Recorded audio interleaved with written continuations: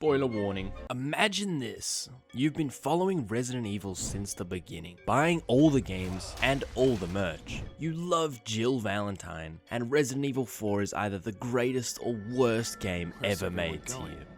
And then suddenly, out of the blue, from the middle of nowhere, a movie gets announced. As excitement builds up within you on the way to the theater, you sit in your favorite middle seat and you're sitting there comfortably waiting with bated breath as the opening credits roll. And sadly, from the moment you sit down to the moment the movie ends, what should have been a dream come true reveals itself to be nothing more than poop from a butt. We've seen many adaptations stumble the exact same way, and it's where Cyberpunk Edgerunners could have fallen apart before it even began.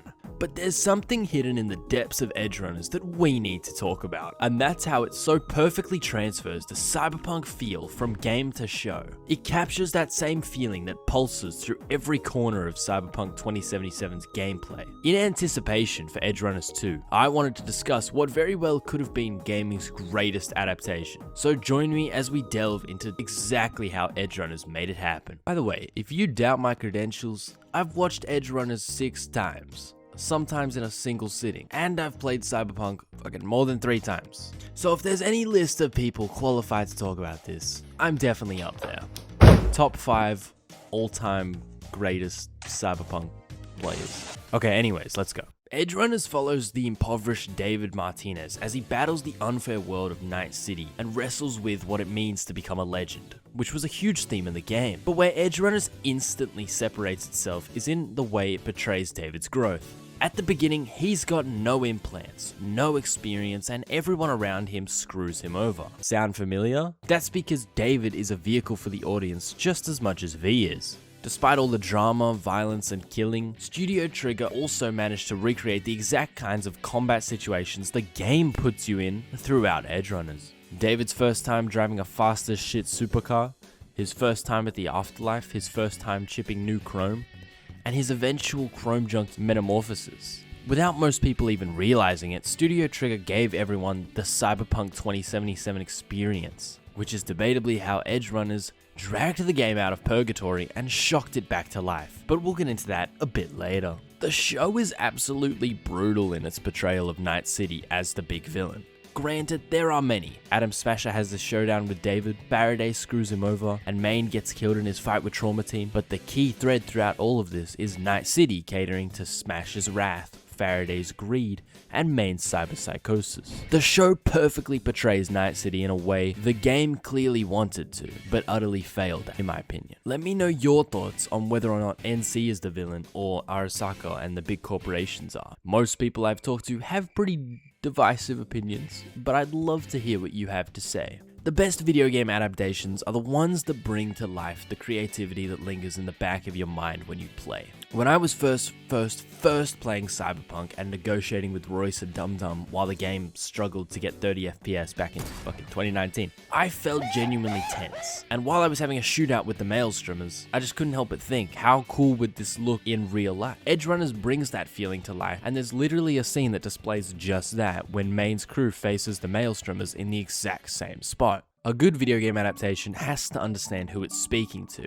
You're trying to impress someone who has already got a great relationship with the source material. Game adaptations can't just appeal to people who like TV. They have to understand what it feels like to play the game. Adi Shankar. They need to cater to gamers, not TV/movie buffs. Your audience is the guy whose baseline is being the protagonist, managing crazy gunfights, and brutalizing various colorful antagonists. But what a lot of game adaptations do is take that premise, strip away the soul of the series, and turn it into another TV show. And there's no better example of that than the recently released Devil May LARP anime, a show by LARPers for LARPers. It takes the elements of the game's cutscenes and even books for some reason, which genuinely surprised me, and turns them into a stinky boring melodrama, and there's not a single aspect of the Devil May Cry feel in the show.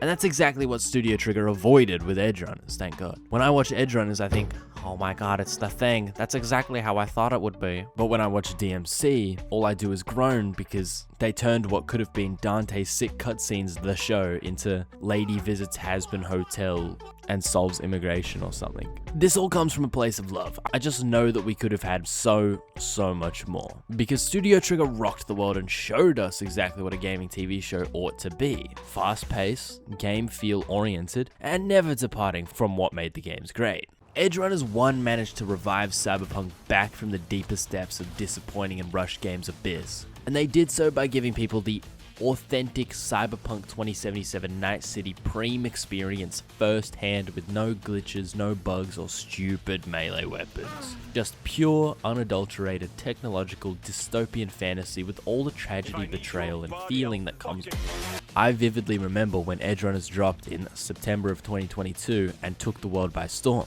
Discordians with Lucy and David matching profile pics, gifs of Rebecca getting hydraulic pressed, and so much more. Seeing David and Lucy's distinctly TV-based doomed romance intertwined with Cyberpunk 2077's high-octane action-packed gameplay was a masterful concoction that not only spiked virality, but also managed to sell Cyberpunk better than Keanu ever could. We are literally seeing this exact same artful revival being put forward as Edgerunners 2 was announced. The second it happened, my feed was full of theories about D, Weak, Astolfo, and fucking poor little Roman, which only makes me wonder what Studio Trigger has in store after the brutal gauntlet David went through. The impact of Edgerunners speaks directly to a bigger idea in gaming, one that surprisingly is best understood through a game that hates its players more than anything.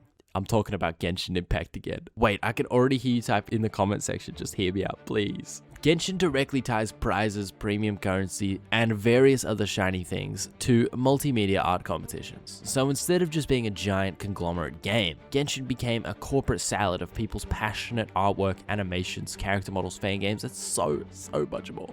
Maybe not fan game. I believe Cyberpunk has accidentally stumbled into Genshin's winning multimedia format. And as we see Edgerunners 2 shoot to the moon just like DMC's anime, Edgerunners 1, and every single mention of Genshin Impact having an anime before, we'll see a plethora of games try this multimedia feeling-first approach to dominating the gaming space. And honestly, I'm all for it. Recently, Edgerunners 2 got properly teased with a small trailer, and holy poop, bro. This is gonna be good. Not only did we see multiple scenes with the new cast, but we also got a new song to listen to with it. And if you haven't heard it yet, go give it a listen. I've just put it in the description. It gives off a retro metal vibe while simultaneously being futuristic and dystopian at the exact same time.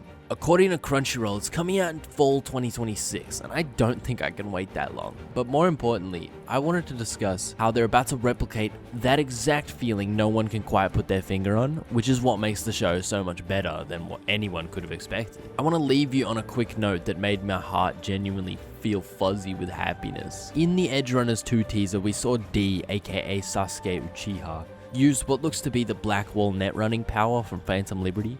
And if that's true, that's going to completely prove everything I've said in this video. And Studio Trigger is literally bringing to life the feelings you get from the game, not just adapting the settings and characters. Which is, guys, that's what we want. That's good. Guys, this was always going to be a video. It was only a matter of time.